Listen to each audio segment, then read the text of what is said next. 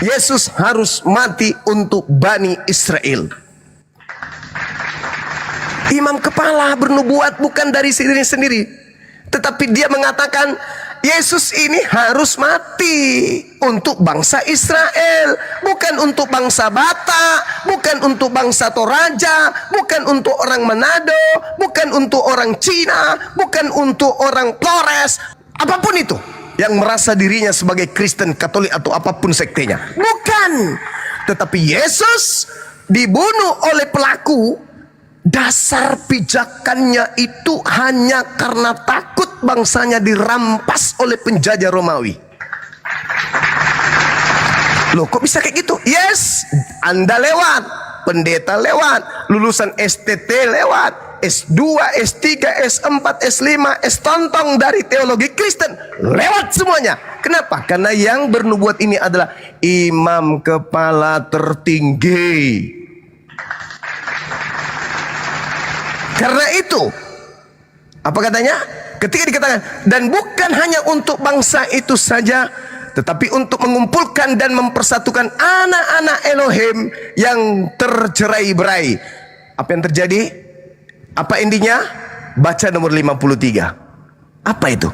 Mulai hari itu mereka sepakat untuk membunuh Yesus. Sebelumnya tak ada. Di dalam kitab Yesaya, di dalam kitab Daniel, di dalam kitab Yeremia, di dalam kitab Kejadian, di dalam kitab apapun itu, tidak ada cerita-cerita untuk membunuh orang suci, untuk membunuh orang yang dikasihi, untuk membunuh orang benar. Itu tak ada. Teu aya, ndek nara. Itu enggak ada. Muncul kemudian prinsip untuk membunuh Yesus, asas pembunuhan berdasarkan atas apa? Takut bangsanya dirampas oleh Roma, saudara-saudara. Maka mulai hari itu mereka sepakat membunuh Yesus. Nah, Kristen muncul ratusan tahun kemudian. Oh, Yesus turun ke bumi memang untuk nebus dosa. Saudaraku, cerita itu tidak ada pada saat kejadian di dalam rumah tangga Yahudi. Siapa kalian yang sok tahu? Sedangkan pada saat itu, setelah mereka sepakat membunuh Yesus, apa reaksi Yesus? Baca 54. Karena itu Yesus tidak tampil lagi di muka umum di antara orang-orang Yahudi.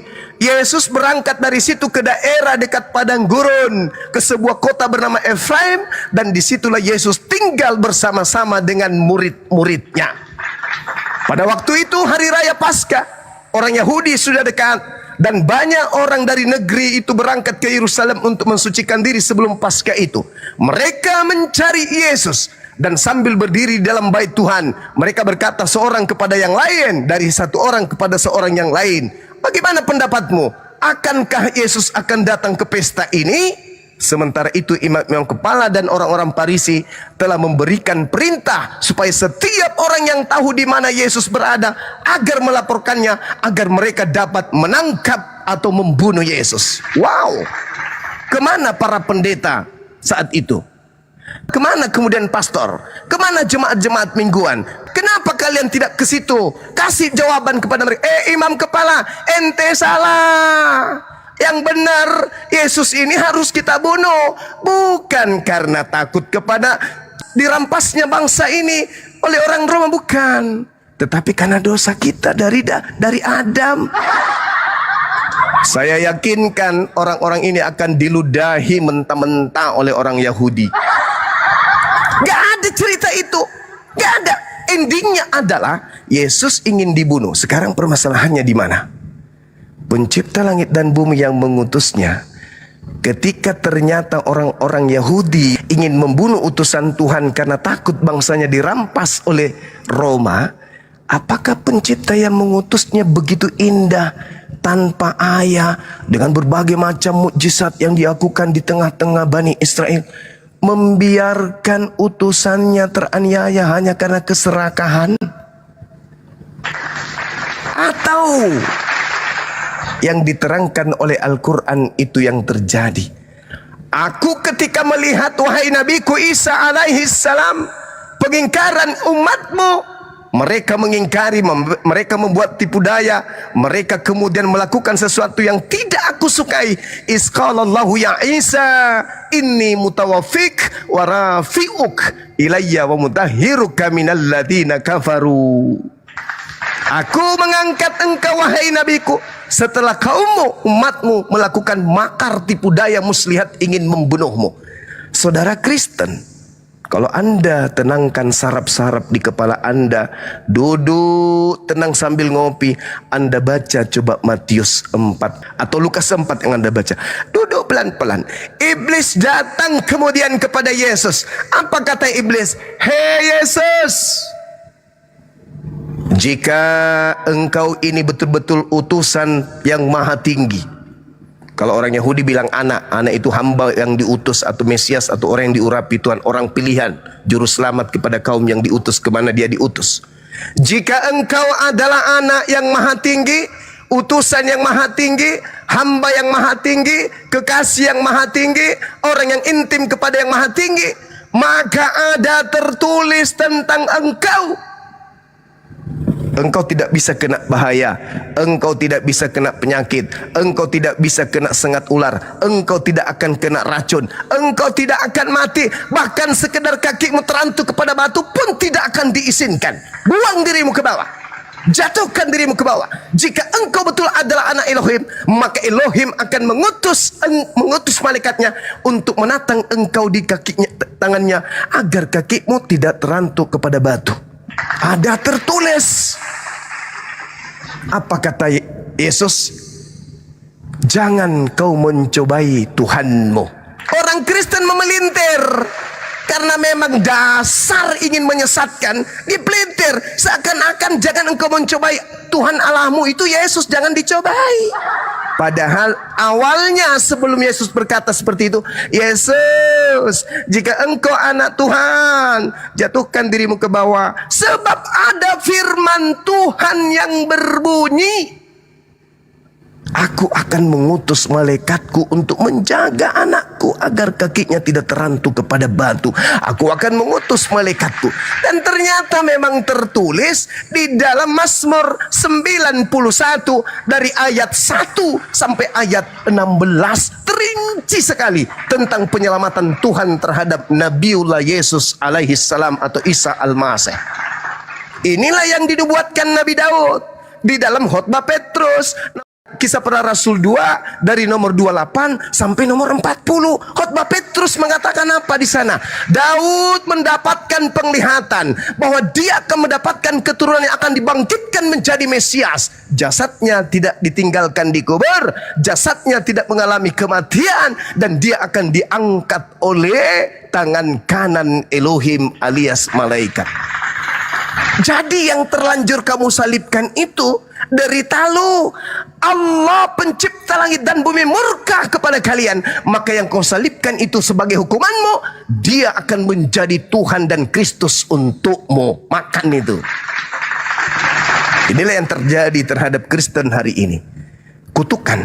Sehingga dia mengatakan Kristus telah menebus kita dari kutuk hukum Taurat dengan jalan menjadi kutuk karena kita, sebab ada tertulis, terkutuklah dia yang mati di atas tiang salib. Jadi Kristen ini menerima hadiah kutukan dari pencipta langit dan bumi. Yang mereka sembah adalah makhluk yang dikutuk. Nabi Isa, Yesus orang suci kawan-kawan. Tidak mungkin beliau teraniaya. Tidak mungkin beliau teraniaya. Tidak mungkin. Tidak mungkin. Bahkan yang ingin menganiayanya, apa kata Yesus dalam Yohanes 8, 37, 38, 39 sampai nomor 45. Apa kata Yesus? Kamu ingin membunuhku sebab kamu tidak memiliki firmanku di dalam dirimu. Berarti orang-orang yang ingin membunuh Yesus bukan sedang ingin menjalankan firman yang ada di dalam Yesaya, di dalam Mazmur, di dalam kitab Daniel. Tidak, bukan sama sekali, bukan. Tapi karena iblislah yang menjadi bapaknya, sehingga mereka ingin membunuh Yesus, manusia suci tersebut. Ini kawan, jadi Kristen duduk di luar dulu, Islam duduk di luar dulu.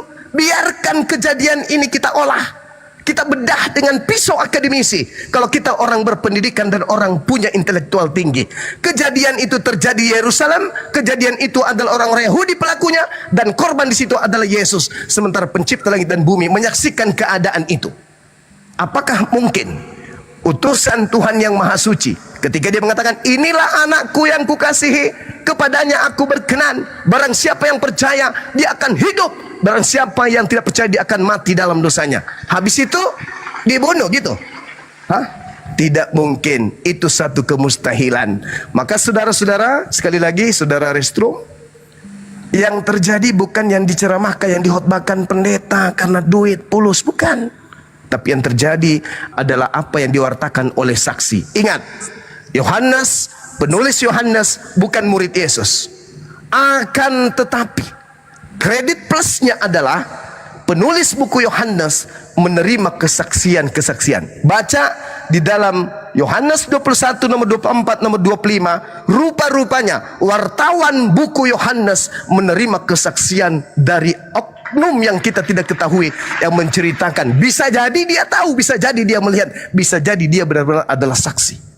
Meskipun cerita ini yang ada dalam Yohanes bukanlah firman Tuhan, bukan sabda Yesus, tetapi ingat, ini dituliskan berdasarkan hasil penyelidikan orang-orang terdahulu. Kalau hari ini adalah pemberitaan wartawan. Pemberitaan wartawan syarat dengan kebenaran, tetapi kebenaran yang dimuat di dalamnya bukan selevel dengan firman Tuhan, bukan selevel dengan sabda Nabi atau sabda Rasul. Akan tetapi itu adalah karya ilmiah yang harus kita hargai. Makanya Al-Quran, Islam dalam hal ini dilarang menolak Bible, dilarang juga menerimanya. Berarti ada di tengah-tengah. Kenapa dilarang menerima? Karena bukan firman Tuhan. Kenapa dilarang menolak? Karena itu adalah ilmu. Sekira begitu saudara. Kristen adalah orang yang muncul belakangan dengan pola yang dia buat sendiri, sedangkan ada tertulis di dalam kitab sucinya sendiri, kitab yang dianggapnya suci.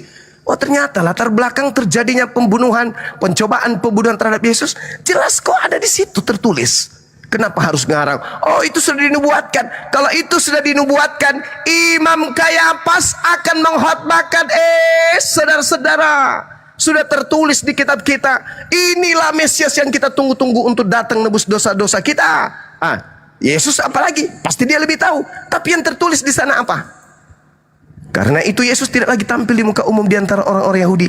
Ia berangkat dari situ ke daerah dekat padang gurun, ke sebuah kota yang bernama Efraim, dan di situ ia tinggal bersama murid-murid. Kenapa bukan dia yang mempelopori? Wahai Imam Kayafas, wahai imam kepala, wahai orang Farisi, wahai kemudian mahkamah agama, telah tertulis dalam kitab kita tentang aku akan datang dan akan mati nebus dosa kalian. Ayo panggil siapa panitianya, siapa kemudian yang akan menjadi eksekutor, siapa algojo, siapa yang menyiapkan salib, hari apa, di mana kita adakan, siapa panitia yang bertugas untuk nangkap saya. Ayo kita siapkan ya, pukul sekian. Baik paman. Itu. Jadi tidak ada upacara-upacara yang menyakitkan, ditampar, diludahi, nggak ada. Seketika ikhlas dan tidak ada teriakan Eli, Eli lama sabaktani. Nggak ada itu, nggak ada. Sudah direncanakan, nggak ada. Sekarang mari kita pukul kecapi, gendang dan kecapi untuk menyambut kematian Tuhan kita. Itu yang harus terjadi, bukan cerita yang justru bertentangan dengan keadaan yang sesungguhnya. Makanya Al-Quran menolak penyaliban. Seperti itu saudara-saudara. Jadi hari ini peringatan kenaikan Yesus Kristus, ya saya katakan silakan Anda merayakan, itu adalah hak saudara-saudara. Tapi naiknya tidak mengalami kematian terlebih dahulu, akan tapi langsung diangkat oleh pencipta langit dan bumi, karena beliau adalah hamba yang suci. Kisah Para Rasul 4 nomor 30. Sekira demikian. Saya minum kopi dulu, silakan. Ya, silakan Bang Daniel. Waduh, saya tidak bisa